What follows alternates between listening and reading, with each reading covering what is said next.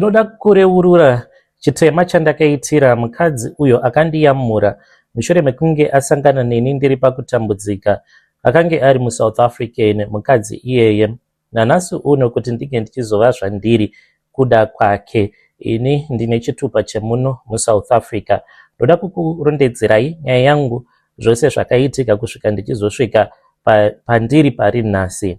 Mamuka sei muri yeZimbabwe, tinokuchingamidzai zvekare kune chimwe chirongwa pano paZim Facebook Secrets and Confessions. Tadzoka nawo maSecrets nemaConfessions. Were you missing us nezuro musi wesvondo? We just wanted to take a short rest, but we are back with more confessions. Rekidzai tibva tapinda mumamessages atadzoka takakubatirai. Message yedu yekutanga yakamira sekudai so. Hanzi, hello mukomanashi. Greetings kwamuri imi uye zvakare nevateereri vatevedzeri vechannel yenyu vose muzuva ranhasi, uye zvakare ndatanga nekukwazisa vanhu vose nekuti chishona chedu chinoti unofanira kuti unge uchiremekedza. It does not matter kuti muchazondijaja henyu, asi ndati nditange ndakuremekedzai muzonzwisisa nekuteerera nyaya yangu. Vanhu vasingandizivi vanogona kutoti mukadzi uyu akangowanirwawo nyasha ndokubva achizoroorwa nemurume muSouth African ane mari, nekuti ndinogara munzvimbo mukomanashi inoshamisa. Vanhu vazhinji vanozotoshamisika kana kuri kunzi ndikange ndichifamba kana ndichiexercisa zvangu kunogona kunge kuine mamwe mashona avo anenge apinda muestate vachiuya kuzoita mapiece jobs avo, kana vanenge vachivaka vanogona kutotanga kutondinyeya. Ndinozototi makadii vana bhudhi, vanobva vanyara zvisingaiti nekuti vanenge vachitofungidzira kuti zvimwe kuda ndiriwe muno muSouth Africa. Ndakaroorwa nemurume ane mari. Motikari yandinofamba nayo kana pose pandinonzi ndadhiraivha ndichienda kumusha, vanhu vanopa kutenda. Uye zvekare kuZimbabwe uko kwedu kwatinobva kwaMutoko, mind you ndachinjawo kumaruzevha kwandakakurira ndangoti kwaMutoko kuitira kuti vanenge vachizondiziva vasazokasika vandibata. Saka kwedu kwatinobva mugoma ndakatotanga crash iyi ndingangoti vanhu vanounza vana vavo kucrash kwangu nekuti ndinoziva kuti varombo sei. Ndinototi kunyangwe uine half price yefees yemwana unogona hako kungounza mwana zvina kuipa. Kana ukabvunza vanhu vekucommunity kwandinobva, vanoti Melissa mukadzi anotya Mwari, uye zvekare she is a kind-hearted woman, uye she is a prayer warrior. I am a nice person, mukoma mufunge zvenyu. At heart, I am really a nice person.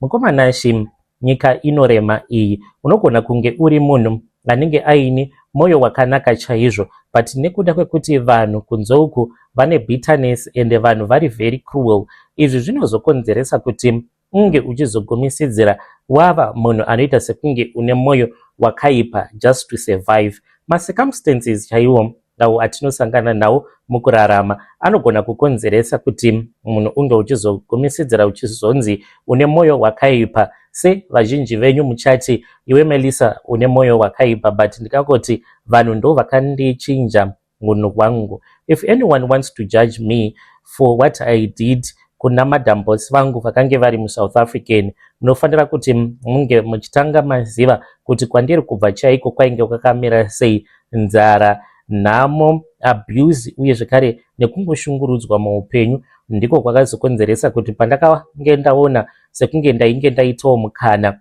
ndikabva ndati uyu ndiwo mukana wangu wekuti ndinge ndichizonziwo ndabudirira, ndikati kana ndikangopapotsa ipapa sezvavanotaura kuti midzimu haifi yakakupa chinhu kaviri, ndokubva ndatobata ndikabatisisa nemaoko maviri. Let me take you back makuriro andakaita. I grew up zvangu kumaruzevha ikoko. Zita rangu chairo rekuberekwa sezvandataura Melissa, uye zvekare ndakaberekerwa ndikakurira maMutoko. Kwedu kwatinobva mukomanashi munoziva kuya kunonzi kumachonyonyo. Kana ari semapolitician vaingouya nguva dziya dzekuti vanenge vachida kuvhoterwa, ende vanhu vekwedu vaivhotera mamwe mapati andisingadi kutaura hangu nemazita. Zvaitozivikanwa kuti kana mavhoti overengwa kwakati ikoko kunotongonzi ihwini yoga yoga, nekuti hatina kana umwe upenyu hwatakange tichiziva taizongozivawo motikari dzemaminista dzichiuya pavanenge vachida mavhoti nechikafu. Takange tichigara kudhuze nebhodha reMozambique. Muvhillage mandakakurira inini chinonzi magetsi ndakange ndisingachizivi, chinonzi mvura chaiyo yepatepu ndakange ndisingaizivi, marodhi chaiwo ekunzi itara chaiyo takange tisingaizivi. Saka kuratidza kuti kwedu mukomanashi kwakange kuine vanhu vakange vari varombo.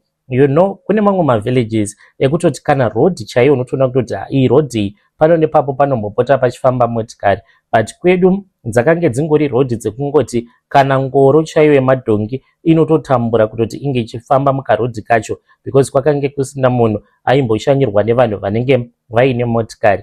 Dzakange dzingori rodhi dzemombe, zvipfuwo uye zvekare nevanhu vachingozvifambira netsoka kana kuti zvimabhasikoro zvavo. Takange tichigara kumaruzevha, kumachonyonyo kwekupedzisira. Pano nepapo vamwewo vaizotiwo kana vakashanyirwa vaine hama yavo kana kuti vanhu vanenge vavashanyira vaine motikari, ruzevha rwose, vanhu vakuru, chembere neharahwa including nevana, taimhanya mukomanashi tichida kungoenda kungonoona motikari iyoyo, tichiita sekunge chimwe chinhu chinoshamisa. Kana vari sevabereki vangu hatingatauri nezvavo. Vabereki vangu vakange vari varombo, last number yekupedzisira. Takange tichingoraramawo nekurima, but kwakange kusiri kurima kuya kwekuti unozotowanawo zvimwe zvirimwa zvaunozotonzi wazoendesawo kuna naHarare kumaketi uchinonotengesa. Kwainge kuri kungorimawo kwekungoti kana marimawo munokwanisa kuwanawo zvokudya kubva pazvinhu izvo zvamunenge marima. Takange tichidya zvirimwa izvozvo zvatinenge tarima January to December. Urombo hwakaoma mukomanashi. Mumhuri medu isusu mumba medu chinonzi chingwa chaicho, ndikangoti chingwa was a luxury. Zvandava kutoita izvi zvekuti ndinogona kumuka ndichinzwa kutosema chingwa. Mukoma, isu patakakura taingodya chingwa twice a year. Taidya chingwa paEaster kana kuti musi weChristmas Day. PaEaster pacho hakusi kunzi Easter yaipera muchidya chingwa. Paya pazvinenge zvanzi iri ndo zuva rekupedzisira reEaster, ndo pamaizotonziwo chingwa modyawo chingwa, uye zvekare nemusi weChristmas. Uye kana kuri kunzi panenge paine chiitiko chinenge chaitikawo chakakosha mumhuri, baba vangu vaifamba, nekuti muvhillage medu isusu kwakange kusina mashopu evanhu vaitengesa chingwa, vaigochitengesera ani chingwa chacho. Saka baba neimwe hanzvadzi yangu vaimukira makuseni vobuda mumba kuma5 kuenda kunotenga kana malofu maviri echingwa, vofamba kana zve2 hours kuenda nekudzoka kikikemu. Zvinoita nhamo vaizoti kana vodzoka vaitenga chingwa nechemukaka, chisacheti chemukaka, vobva vauya tobva tanwa tea. Kwakange kuri kutocelebratawo nekutofarira Christmas, kunwawo tea inopisa inenge iine shuga. For the rest of the year ndingangoti upenyu hwedu hwatakange tichingorarama hwakange huri upenyu hwekungodya sadza nemavheji day and night, masikati neusiku zvekare. Saka ndakazotiwo ndava kateenager, pandakatanga kuenda kumaperiods ndakange ndisingatozivi kuti kune chinonzi mapads ini, uye zvekare kunyange dai ndainge ndichazomaziva, vabereki vangu mari yakawanda kudaro nekuzonditengera mapad vaizoiwana kupi? Mama vangu vakabva vandidzidzisa kuti mashizha awa kana ukamatora unogona kumashandisa semapad. Saka ndo zvandakange ndichishandisa mazuva awo andakange ndichienda kumaperiods angu. But despite all of this hardship, mukoma ndakange ndiri munhu akangwara chaizvo. Ndakange ndiine natural intelligence kuchikoro,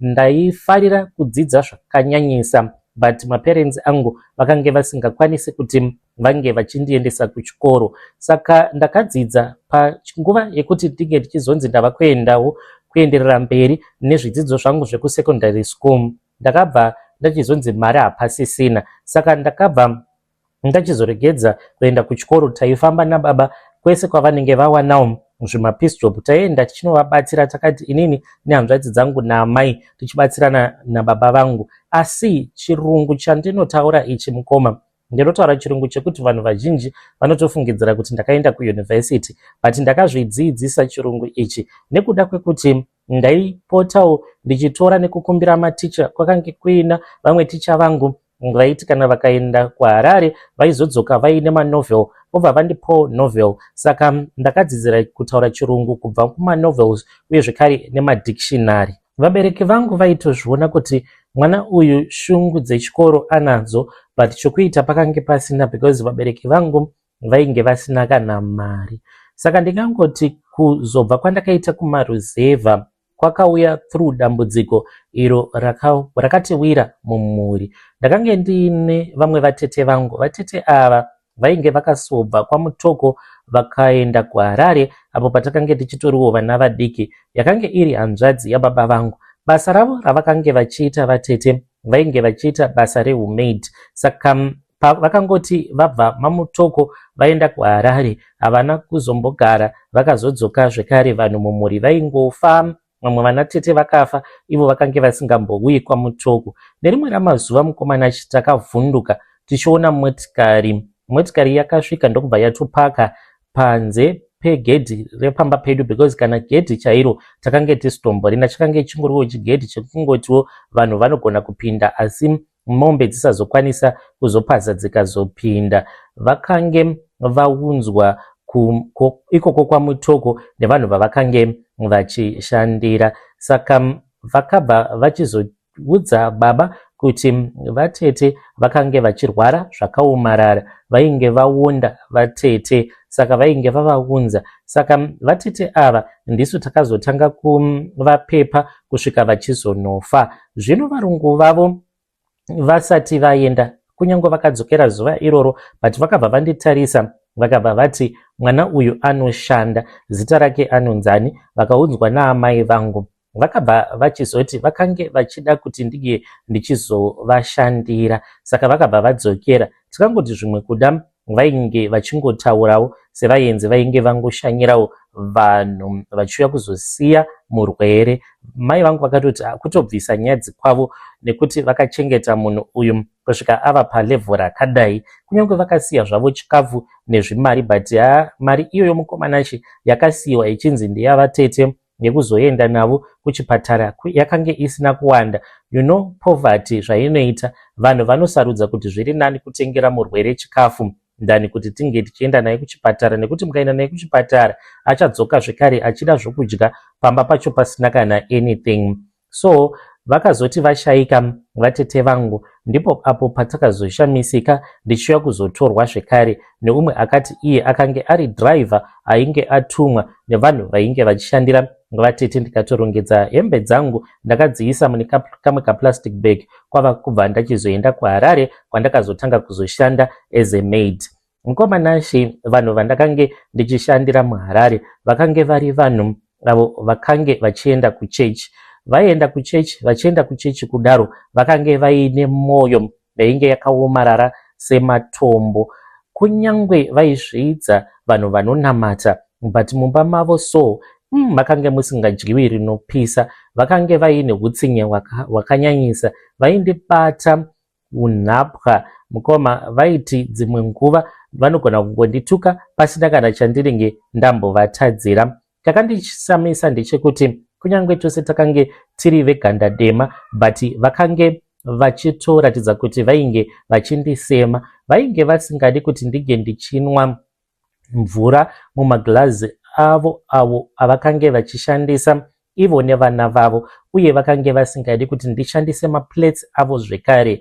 Ndakapiwa plate yesimbi uye ndikabva ndapiwa cup yesimbi ndikanzi izvi ndizvo zvako zvaunoshandisa. Kana uchida kunwa mvura unotora kapu yako yesimbi, kana uchida kudya zvaunodya unotora plate yako yesimbi. Vakandiudza kuti basa rinopera kana ndikangoshandisa maplates avo kana kuti mawater glass avo, whether vanenge varipo kana kuti vanenge vasipo. Ndikangoti mukomanashi chainyanya kundirwadza ndechekuti ndaiti kana ndikabika chikafu chandaibika inini ndaichibika panguva imwe chete iyo yandinenge ndichibikira imbwa dzavo. Vakange vaine imbwa dzavo dzakange dziri 4, ainge ari mabulldog. Saka imbwa idzi dzaiva nezibhodho rimwe reblack iro randaifanira kuti ndige ndichizodzibikira sadza, mabhonzo. Zvaingobikirwa imbwa ndizvo zvandakange ndichingodya izvozvo. Vaiti kana dzava nguva dzekuti ndinenge ndichifanira kuti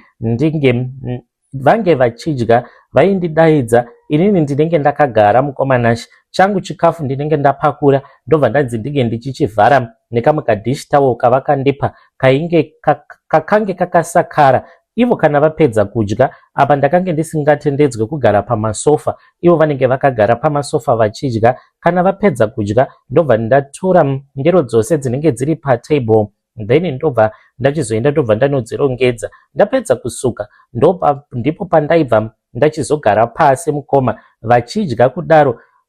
Vanenge vachidya zvakaita semasaladhi, dessert.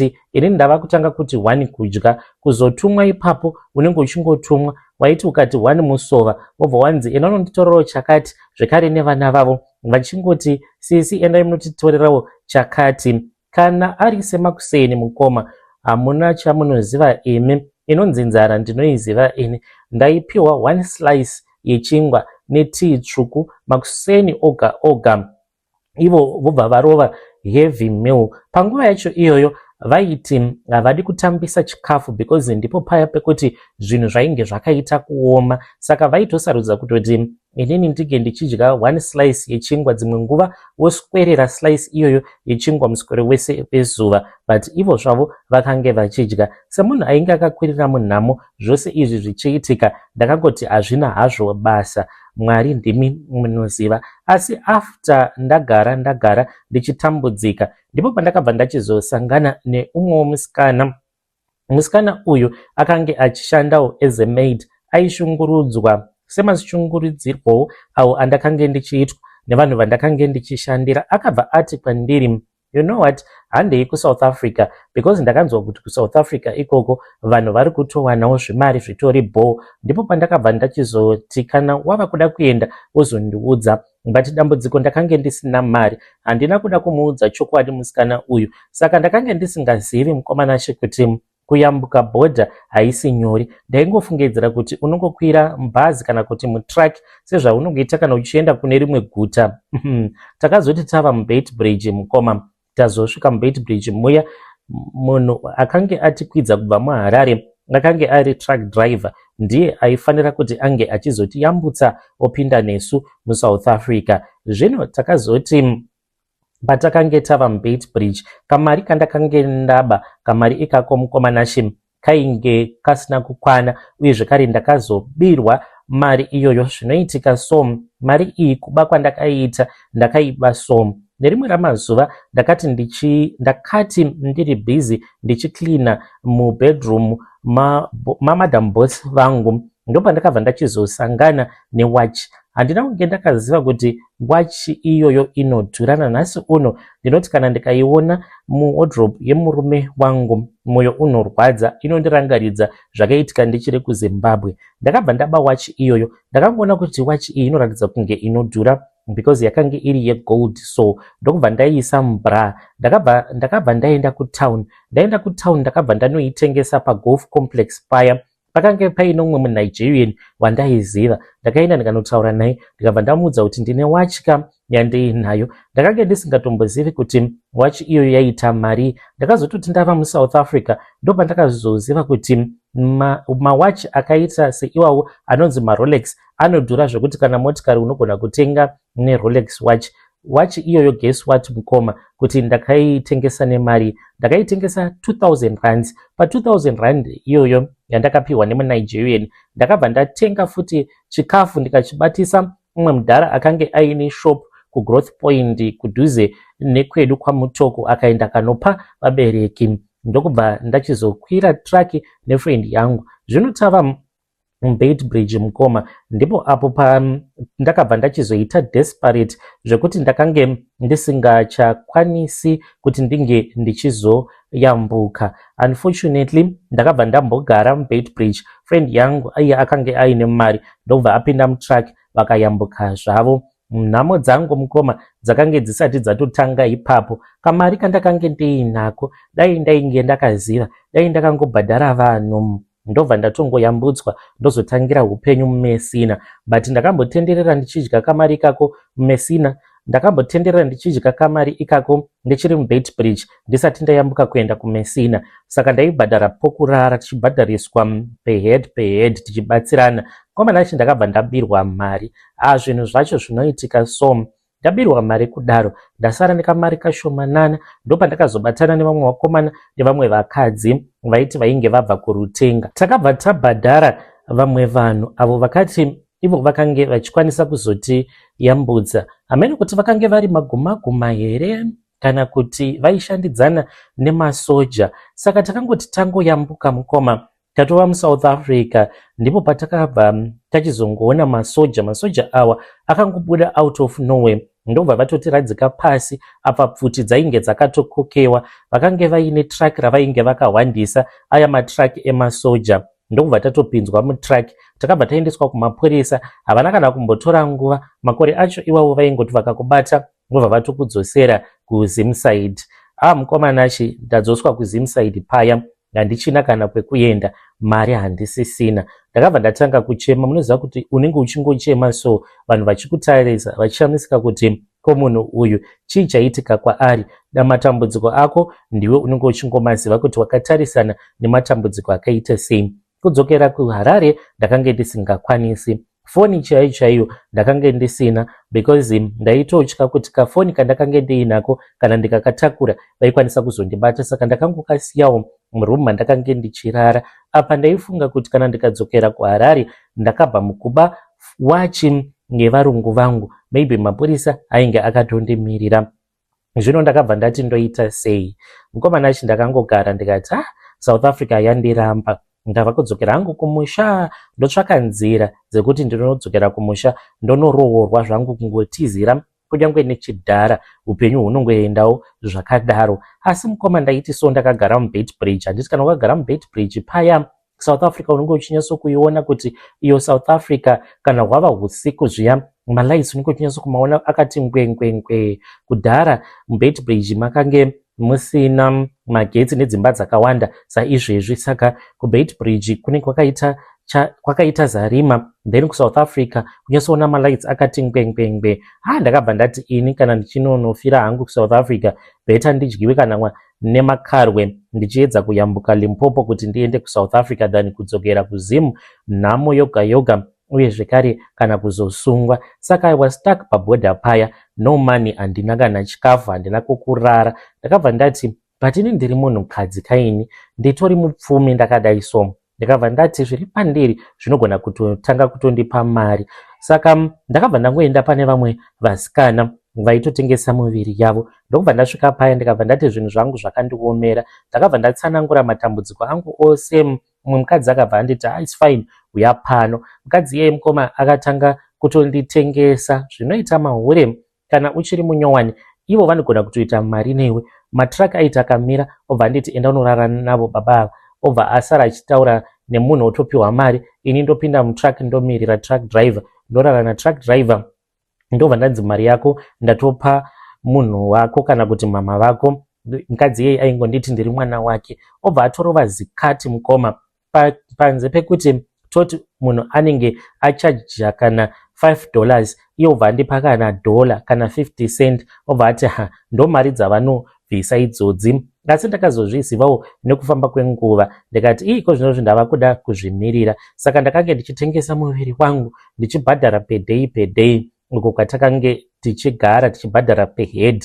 Ndaitongorarama nekudya zvematakeway. Upenyu hwakatoita senani mukoma, ndikutorarama paya as a prostitute muBeitbridge imomo. Ndakararama muBeitbridge ndichita zvekutengesa muviri wangu for 6 good months as a prostitute. Ndaitoitawo zvimari zvakange zvitoripo, but kunyangwe ndainge ndichiona kuti mari yandiri kutobata itori mari iripo, but zvekuramba ndakagaramo muBeitbridge ndakange ndisingadi, because ndakangoti but inini ndichiuya kunoku chakandiunza muno muBeitbridge ndine mission yangu yekuenda kuSouth Africa kuti ndinochinja upenyu hwangu. Izvi zvekutengesa muviri it is just temporary. Eventually ndo pandakabva ndachizosangana nomumwe murume aita zvekudriver matrack.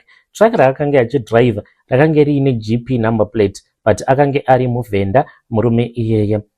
Zuva randakataura naye achindikecha ndakanyatsokuona kuti munhu uyu anozvirwarira zvake. Ndanyatsokuona kutoti munhu uyu apera basa. Kana mafemero aita aiti akafema obva akosora so aiti akatanga kukosora aigona kuita kana 1 minute achingokosora chete. Ndaitozviziva kutoti munhu uyu ane HIV. Akabva ati kwandiri, kana uchida kuti ndige ndichikubatsira ndogona kukuyambudza, you have to give it to me. Ndinobva ndakuhwandisa mutrailer ndobuda newe, then zvese bho. Saka ndakange ndichida munhu wekuti aizofamba neni because aiti ndinozokutsvakirawo kwekuti unozogara kana muvhenda umu wozotangidza upenyu hwako patsva. Nekuda kwekuti ndakange ndiri desperate mukoma, takange takavimbisana kuti zvataita taizoita nemakondomu, iye akati zviripo. Akabva anditora hwakange hwakava usiku samwe kuma past 8 ndokubva andipinza mutrailer. Trailer rake akange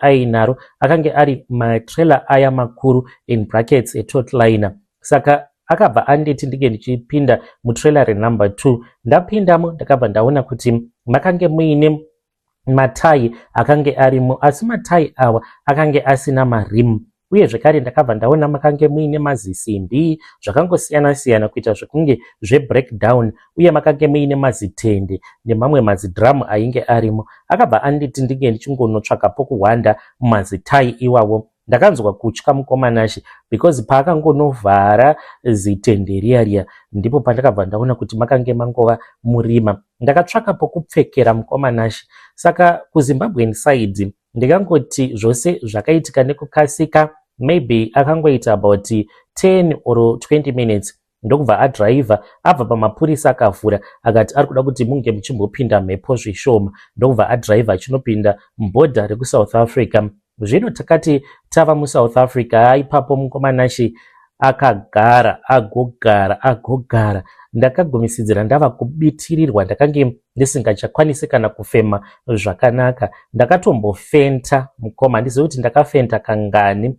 Akazoti zvino abuda mubhodha ndopa akabva achizotsvaka panzvimbo pekuti aikwanisa kumisa truck rake asingaonekwi nemapurisa. Ndokubva amisa truck rake akabva ati kwandiri ainge achida kurara neni nekuti ainge audzwa nabosi vake kuti ainge achazodriver straight from Messina achienda kuJoburg, aisafanira kuzodarika nekumba kwake kwaaiti kuVenda kwaainge achida kuzonondisiya. Mukomanashi ndapinda mutrack paya, ndakabva ndamubvunza kuti makondomu akange aripi. Ndokubva anditi ina handina kana chinhu. Akanditi uchatorara neni pasina kana dziviriro. Mukomanashi munhu aiti akatanga kukosora so ari pamusoro pangu, ndaita sekunge ndichaeredza misodzi, ndichasoona kuti panapa ndipo pandiri kunyatsokupiwa chirwere. Akarara neni kusvika tava muJoburg, ndobva angondipawo zvimari. I know kuti munhu akandipa chirwere ndiye murume iyeye. Andisiya muJoburg kudaro, ndakabva ndati panondoita sei, handina kana munhu wandinoziva.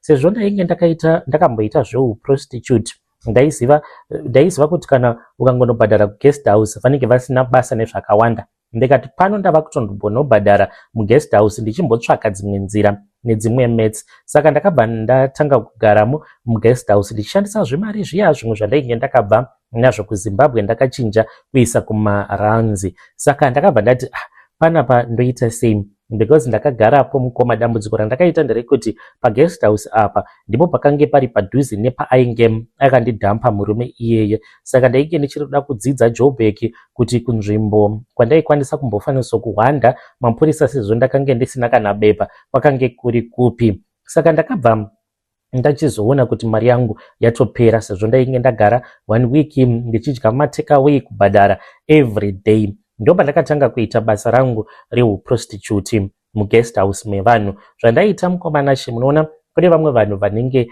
vachigara mumaguest house, maybe anenge achishanda kana kuCape Town obva uya kuJoburg. Saka ndova ndakatanga kutageta manje varume ivavo ndichivabhadharisa, ndotopinda mumarumu mavo, ndava kutoita zvechihure paya ndichitokembesewa.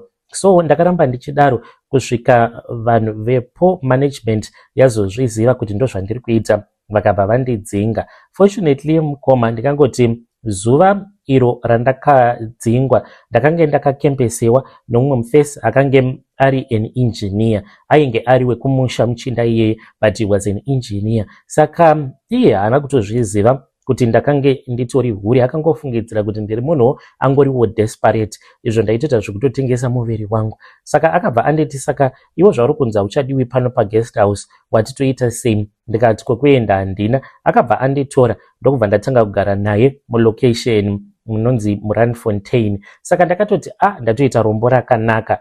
Pano ndava kutogara nemufesi wekuZimbabwe. Akange achiti iyewo ainge achida kundiroora. Aiva nedzimwe nguva dzekuti aigona kubva muRandfontein obva achizondiendesa, obva anondisiya kana kumba kwavatete vake kuSoweto, but vakange vangori vanhu vaingoshiya mutupo umwe chete. Obva aenda kuKZN uko kwaainogara kwenguva yakareba. Saka mukoma ndakazogumisidzira ndava kuramba kuenda kuSoweto, ndongoramba ndirimo muRandfontein.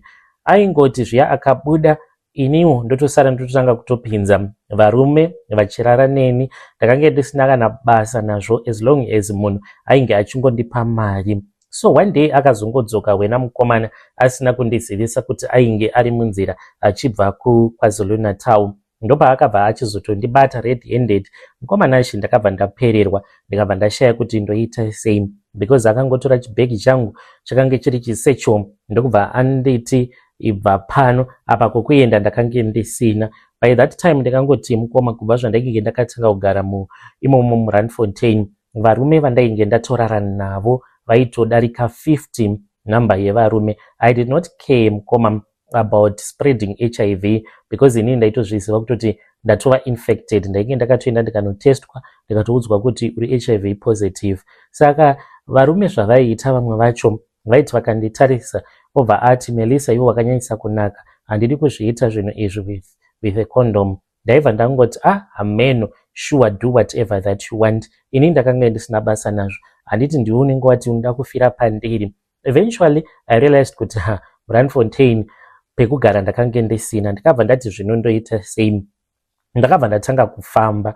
By then ndiri kungofamba ndakana send. Ndopa ndakabva ndachizosangana namadha avo vandakazoganyira, ndikavauraya ndikavatorera murume wavo. Vakasangana neni ndichingodzungaira ndirimo muRandfontein apa kunze kwainge kwava kutoda kutosviba. Vakabva vamisa motikari yavo. Vakange vaine kamwe kaBMW kakange kari kewhite zvezuva iroro. Ndokubva vandibvunza kuti ndainge ndakananga kupi. Ndokubva ndakotanga kuchema, ndikavanyepera kuti ndakange ndichigara nomumwe murume ainge ari very abusive, ainge atuya nomumwe mukadzi uyo waainge akaroora kubva kunaye kuKZN. Akabva arwadziwa mukadzi yeye, akabva anditi, saka hauna here kwaunogona kuenda uzopota uchizoita mapeace job kumba kwangu, because ndikutsvaka munhu anoita mapeace job. Ndikati, madam, ini ndiri wekuZimbabwe, handina kana passport, handina kana chinhu pandiri. Akabva anditi, so sorry. Saka akabva anditi chipinda mumotikari. Ndakabva ndapinda mumotikari. Hana yangu yakarova mukoma paakandiudza kuti ainge achida kuenda kunondisiya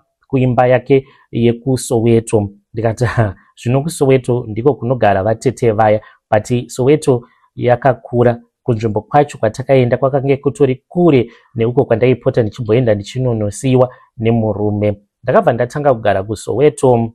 Ndichigara kuSoweto kudaro, akabva aona kuti ndakange ndiri munhu ainge ari very resourceful. Zvekubika izvi ndinozvifarira. Saka akabva achizonditi ainge ava kuda kuti ndige ndichizoshanda as a maid kumba kwake permanently. Ndakabva ndachizotanga kugara kumba kwake pamba pandiri kugara pari nhasi, ndichishanda as a maid.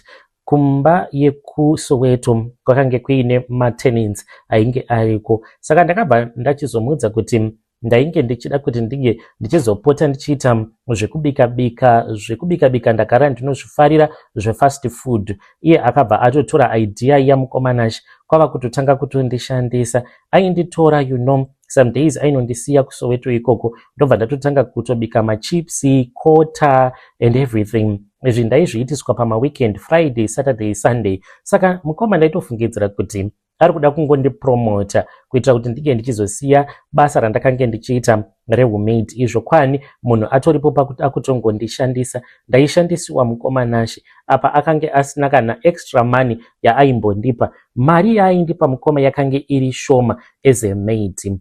nekuda kwekushanda kwandakange ndichiita, mukomana chimukadzi uyu akasvika pakutenga kamwe kamotikari but kakange kari kasingle cab kaNissan. One afternoon madam boss vangu vainge vakagara vachinwa coffee nebest friend yavo. Inini ndainge ndabuda ndakagara zvangu palone because yakange iri nguva yelunch. Ndakabva ndapinda mukitchen, ivo havana kukwanisa kundinzwa pandakapinda, iniwo ndakanga ndisingatombozivi kuti vainge vachitondinyaya. Pfungwa dzangu dzakange dziri dzekuda kukumbira kuti vange vachizondipa mari pane zvandakange ndichida kuzotenga, nekuti mazuva angu ainge ava kuda kuswedera. Saka ndakati ndava mukitchen ndopandakatanga kunzwa vanhu vaviri ava vachindinyeya. Madam boss vangu vakabva vati, unoziva vanhu vekuZimbabwe vari very stupid. This maid of mine, she's very stupid. Right now kuSoweto uko zvaari kuita ndinomushandisa, mari iri kupinda yakawanda. Iyi dai ndakatanga kushandirwa namaid wekuZimbabwe a long time ago, ndingadai ndatova a millionaire. Vakaseka mukoma, mari yandaipiwa ndaipiwa only 1,800 rand muestate. Mufunge zvenyu, mari iyoyo handina chandaiita nayo. Mwedzi waiti uchingopera ndobva ndatumidzira kana 850 kumusha, ndatosarwa nemari shoma. Then ndobva ndazotengawo 1-2, ndaisarwa ndisina kana cent. Apa aiseka achiti vanhu ava vanoshanda. Unoziva kushanda like a donkey from 6 in the morning until kana kuma 10 kana kuti kuma 11 unongonzwa gwedebu munhu achingoshanda. Yo, maZimbabwean anoshanda. Vachindiseka but vachiti maZimbabwean anoshanda, akange asingati muZimbabwean anoshanda zvezva zvekuva impressed, zvekutoseka kutoti mabharanzi. Havazivi kuti munhu kana uchishanda une kodzero dzekuti madam boss nguva dzangu dzekuchaisa dzakwana. Achitoseka kuti dzimwe nguva kana ndikasamuti Melissa go and sleep, anogona kuita pungwe angori pabasa. Komana chindakarwadziwa, munhu achiseka kuti anondishandisa basa revanhu ngana 4 inini ndiri 1. Ndakarwadziwa paakange achiti ndiri kutosevha mari nekuda kwemuzimba uyu. Vakati vachiseka kudaro vakanditi hana kana mapepa ari desperate anogoenda kupi. Ndakabva ndabuda panze kudaro ndikabva ndatanga kuchema. Right then ndikangoti ndipo pandakabva ndachizobatwa nemweya wehuipi kuzova zvandava pari zvino.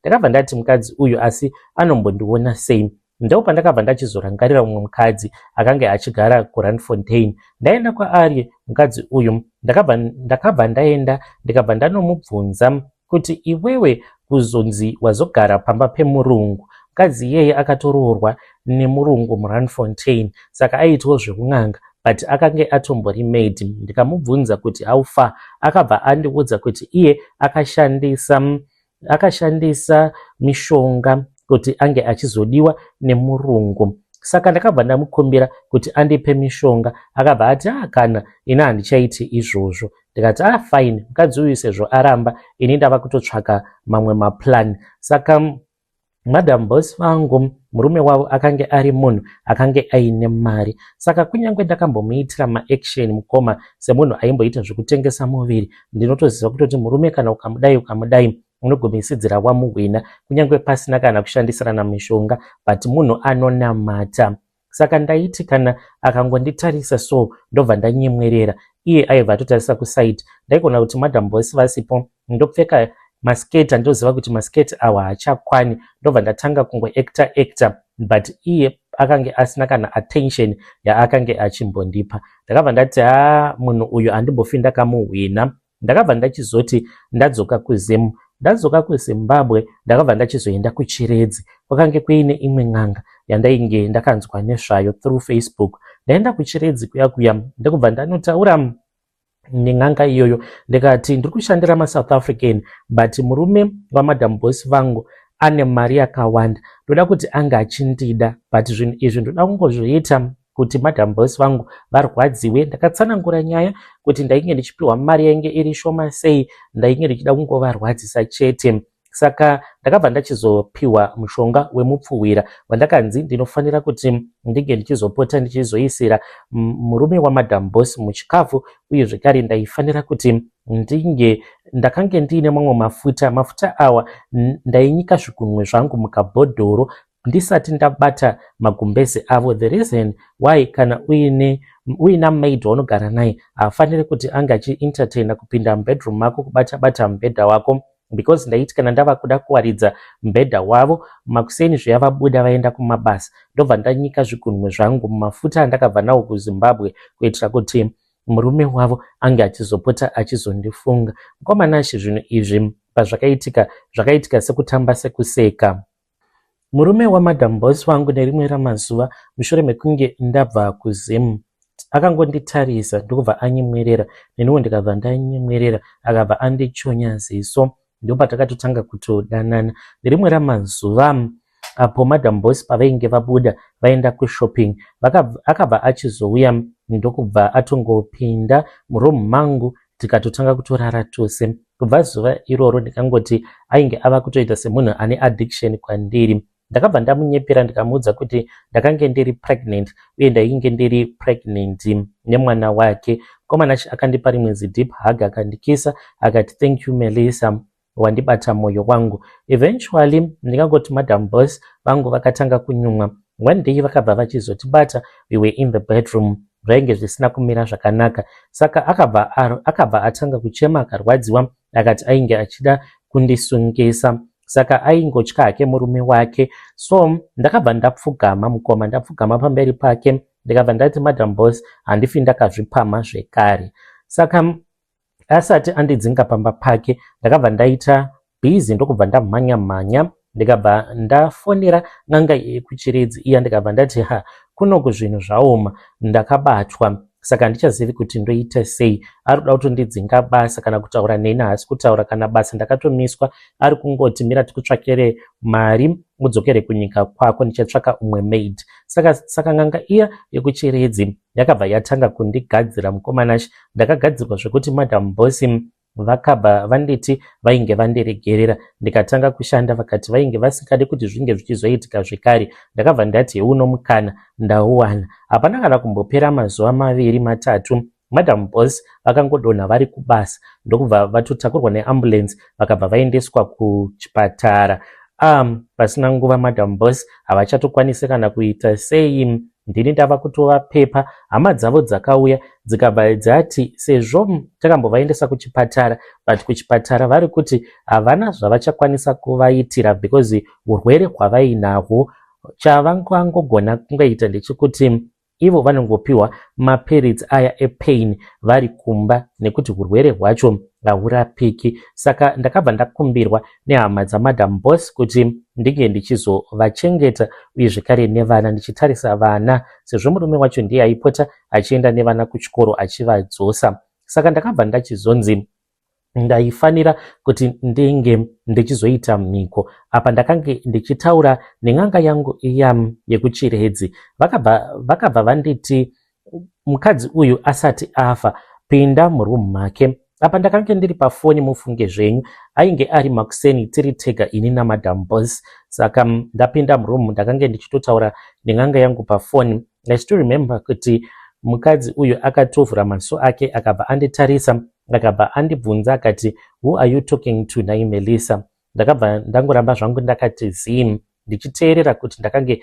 ndichiudzwa kuti kudii nen'anga. N'anga yakabva yanditi unofanira kuti unge uchitora chigero ichi unofanira kuchigeza newiwi yako, then obva wachizogera bvudzi rake. Kana wagera bvudzi rake unofanira kuti unge uchizoba zvipfeko zvake zvose zvemukati, kunyange chaakapfeka pari nhasi chitochiba, then obva wamupfekedza chimwe, nekuti kana akafa usati wagona kucheka bvudzi rake uye zvekare usati watora zvipfeko zvake including chaakapfeka ichi, achakumukira chipoko nekuti ane shungu dzakanyanyisa. Hauzombofi wakanakirwa nemarriage because by then ndainge ndatopiwa chiprofita chekuti uchazotoroorwa naye murume iyeye muSouth African. Saka kuzoba kwandainge ndichazoita vhudzi nezvipfeko zvake zvainge zvichazondibatsira later on. Ndakabva ndaudzwa kuti kana ndava kuzoshandisa zvipfeko zvake ndichizvipfeka,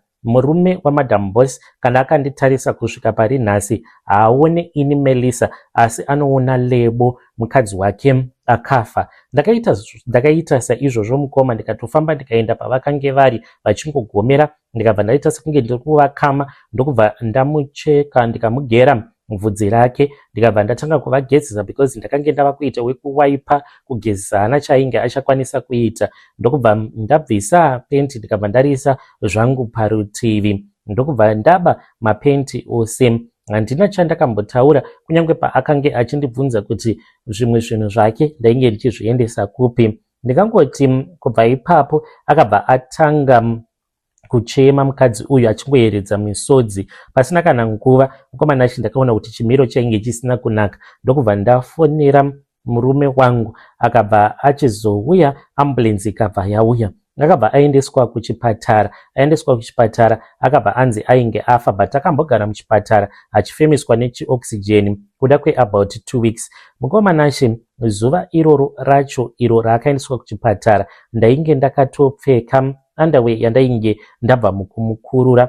Zuva iro raakazonzi akange afa ndakaripfeka zvekare sezvandakange ndaudzwa nen'anga kuti unofanira kuti unge uchizozviita. Zvino afa pakange pava kutanga kuitwa mapreparations efuneral pamba ipapo. Mukomana achi vanhu vasati vawanda ndakamhanya ndikaenda kuAckermans ndikanonhonga zvimwe zvimapendi, ndikazodarika nekujeti ndichinotenga zvekare zvimapendi zvakange zviri zvitsva. Zvino ndakazoti ndasvika pamba, mukomana achi ndakapinda bhizi. Zvimapendi izvozvo zvandakatenga ndakaita zvekubhoilisa kuitira kuti ange achiita sekunge mapendi awo akasotengwa kudhara. Ndokubva ndamapeta-peta ndikabva ndamadzosera mawardrobe. Mamwe acho ndiwo andakangokanda mumawashing basket achiita sekunge akange ari mapendi awo akange achipfekwa naLebo uyo akange ari Madam Boss. Saka vakazoti vava kutanga kuclear room yehama yavo according kuculture yavo semaXhosa. Vakabva vachizotora zvose including mapendi aya awo andainge ndakabva mukutenga kuAckermans zvekare nekujeti. Saka vakazoti vava kunoviga mufi wavo. Ini mukomana achi ndakanzi ndinge ndichendawo kumakuva ikoko. Ndiriko kumakuva ndainge ndakapfeka penti iro randainge ndakakurura Lebo ndisati ndafonera murume wake achizoendeswa kuchipatara kunofa, rakange riri penti repink. Saka ndozvandainge ndakaudzwa kuti izvi ndinofanira kuti ndinge ndichizozviita kuitira kuti kana murume wake kana ozonditarisa haaone Melissa asi anoona mukadzi wake Lebo. Saka mushure mekunge Lebo Madam Boss vangu vakazoti vavigwa, ndipo pandakazokumbirwa nemhuri kuti ndimbogara vachitsvaka dzimwe nzira dzekuti vana sezvo vakange vari vadiki zvaizoitwa sei. Ndakabva ndachizozviita a loving step mother. Murume wangu mukomana achi aiti zviya akanditarisa achindiona ndichitamba nevana, nekuda kwezvinhu zvandakange ndichimupa mishonga iye aitongoona sekunge Lebo haana kumbogara akafa. Within 1 year murume ndopaakazopfugama akabva andiudza kuti ainge achida kuroora inini Melissa. Takazoita muchato uye zvekare ndipo pandakabva ndachizokwanisa kuzonoregistawo as a spouse, ndikatowana permit, ndikazoita temporary permit, ndikazoita resident. Kusvika pari nhasi ndatova nechitupa. Mukomana achi ndakabva to make sure kuti zvinhu zvose zvinofamba zvakanaka. Ndakabva ndachizodzokera kun'anga kuya uko kwandakabva ndachizonopiwa chimhasa bonde randakazouya naro kuno kuSA. Bonde iri ndiro randakadzidziswa kuti murume unorara naye sei pandakaenda kuchiredzi. Zvandakanoita ndakabva ndachizonzi ndinge ndichitenga chimhasa, ndachitenga kudaro ndakanzi ndinge ndichitenga netsono zvekare. Saka zvavaita gogo vacho ivavo pavakati iko zvinozve tagona kupa murume wedu mupfuwira. Tava kuda kuti tinge tichizomufadza uye zvekare nenyama dzake zvekare kuti asazombofa akafunga umwe mukadzi kunze kwako. Saka vakabva vanditi ndige ndichirara nemadhede pamusoro pechimhasa ichocho ndikaita saizvozvo. Tsono dziya vainge vakaita dzekubayirira muchimhasa dzichibudikira nekuya kunobaya kwacho. Vainge vakadziisa nepainge pakanangana nepachiuno nemagadziko angu. Apa vakabata mugoti vachindirova muzvidya uye zvekare vachindirova muzvidya uye zvekare nemumabvi umu vachindiudza kuti vhura wakadai. Saka vaizondidzidzisa vachiti unosimudzira magadziko ako mudenga denga, vobva vanditi chitenderedza chiuno chako. Izvi vakange vachindidzidzisira kuitira kuti kana ndozorara nemurume iye ange achizonakidzwa neni. Saka ndakange ndisati ndajaira, ndaiti zviya kana ndikaneta ndikada kumbozorodza so chiuno changu ndonogadzika magadziko pasi, ndaibva ndabayiwa netsono dziya ndobva ndarohwa zvekare nemugoti wavanenge vakabata. Vakandidzidzisa kwemazuva akati kuti kusvika ndazojairira manje kuti murume anoitwa sei.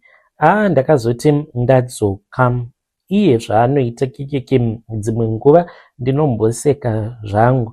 Anoti ari pamusoro pangu pfungwa dzake dzinoita kudhanganyika kana ndikatanga kumutambisira zvimwe zviya zvechikuru. Anosvika pakuchema sekacheche zvangu ndakamutarisa ndichimuratidza masimba angu emubedroom. Saka ndiri kushandisa zvandakadzidziswa ikoko kuchiredzi, kubata murume zvakanaka panguva yebonde, kumufadza pabonde uye nemishonga yandiri kushandisa juju. Mukomanashi, to this very day ndinotochengeta bvudzi iro randakagera Madam Boss, ndinorichengeta mune kamwe kahandbag. Zvandinoita ndezvekudai so, kana kuri kunzi ndinenge ndichida kurukwa, ndinofarira kurukwa malocks kana kuti mabraids. Kana yava nguva yekuti ndava kuda kurukwa, ndine vamwe madha avo vandinodaidza vanouya kumba kwangu kuzondiruka. Saka pavanenge vachindiruka ipo paya, ini zvandinoita ndinobva ndazviruka ndobatanidzawo bvudzi kubva pavhudzi iro randakagera pana levo. Then ndinobva ndachizomaka braid iroro, ndinotorimaka kana kuti ndinobva ndavaudza madha ivavo kuti iri braid iri ndisungirei zvakadai, ndikuda kuzoristyla kana kuti ndinozoriisa tuma beads. Hakuna anotombozviziva kuti zvose izvi ndinozviitirei. Saka ndinenge ndakatomaka. Then ndine mushonga wandinozozora pandinenge ndava kuda kuzvidudunura. Ndinogona kududunurwa neumwe munhu, but iroro braid zvandinoita ndinongoita zvekutongocheka nevhudzi rangu, ndobva ndachengeta bvudzi rangu rinenge rakasangana nevhudzi ralevo, ndozvidzosera zvekare mubhegi, ndomwaya mushonga pose pandinorukwa. Izvi ndinofanira kutoti ndinge ndichitozviita. Saka kana ari semapenti alevo ndiwo andinopfeka. Kazhinji kana ndapedza kugeza ndinopfeka mapenti ainge ari mapenti alevu acho akasviba iwawo. Mukomanashi, ndinomapfeka kana kweabout 30 minutes ndichimhanya mumba ndichigadzirira murume wangu kana mvura yekugeza, zvimwe zvekungomufadza so, ndozochinja hangu ndozopfeka zvinenge zviri smart. And I make sure kuti handimawachi zviya zvekumatsokota. Ndinongoonawo kuti ndamaita sei, kana kungoita dry clean, kungomapukutawo nechitawel chandinenge ndanyika mumushonga. Izvi zvandinoita izvi mukomanashi, ndinozviitira kuti ndirambe ndichingodiwa nemurume wangu. I don't even trust my mate. Kune vamwe vanhu avo vachange vachizoteerera confession yangu vachazozvibvunza kuti asi sei uri wicked, sei uine mwoyo uri evil kudaro. Vachakubvunzai mukomanashi, asi iniwo ndinoda kuti munge muchizovabvunza brother Nashi. Bvunzai vateereri venyu kuti sezvamanzwawo munyaya yangu, who made Melissa to be evil like this? Ndiyo confession yangu yandiinayo. Kana mukazoposta muzongondizivisa, ndinenge ndirimo mucomment section. Ndoda kungoti vanhu vazvizive kuti pane zvose zvinoitika, kunyange mukanzwa munhu anonzi auraya munhu, kunenge kuini kwazvinenge zvakabva. Munhu angomuki akabatira munhu banga pane vanenge vatokonzeresa kuti banga iroro ringe richizobatwa. Mhuri yeZimbabwe ndo meseji iyo yandakatumidzirwa ichibva kuna vanzvadzi vedu. Ngatitaurei naye Melissa uyu mucomment section. Ndo hunonzi hushi devil chaiwo zvakangooma.